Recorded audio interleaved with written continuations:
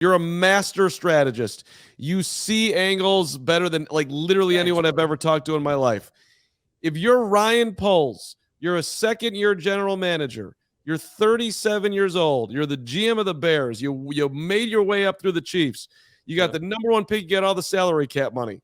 How do you secure yourself as a longtime employee doing what you love and try to make your football team win, look good in the process here? Because you could play it super safe, and you can't fire me for this, or you could try to be the genius. I just think there's a lot of calculus on how he's going to go about this. So I think the first team I would call about the number one pick is the Texans. I think they would be the first team. And I would say, listen, we are trading this pick. We don't know who we're trading it to. And because we don't know, you guys will have no idea, no matter what your intel is on who likes what quarterback, who is going to be taken at 1.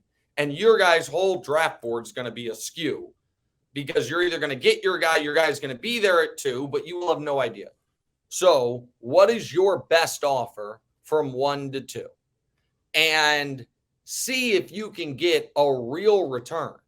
Like, can you get the number 2 pick plus their second rounder and something else pretty awesome?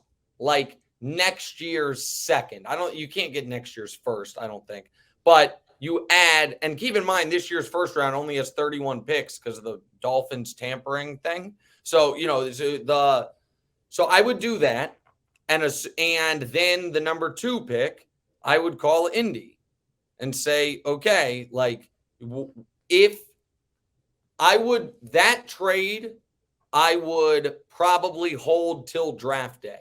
And I would find a team that loves Bryce, and I would find a team that loves CJ, and tell, whichever team's highest in the draft that loves each of them, and basically say, tell me what, we'll work out a deal that if your guy is here, we're going to make this deal on draft day, and then be ready to be trading down to 4 or trading down to 7 or whatever it is, and walk away from the draft with 1 blue chipper that you drafted this year, 2 additional firsts in the future, 2 or 3 additional seconds, and restock the team that way.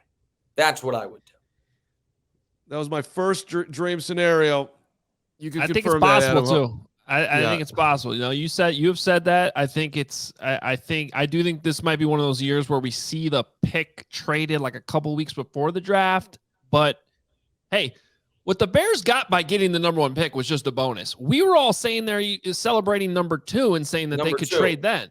So here's the tax, Houston. You stupidly won that game for Lovie Smith. Congratulations. Now you got to pay us this for 100%. And if trading down to 4, and if ever all the draft experts basically say 2 quarterbacks are going to go super high, and then there's the 2 defensive players that different people have each, some services have, depending on the Alabama kid and the Georgia kid as the number 1 player in the drafts respectively.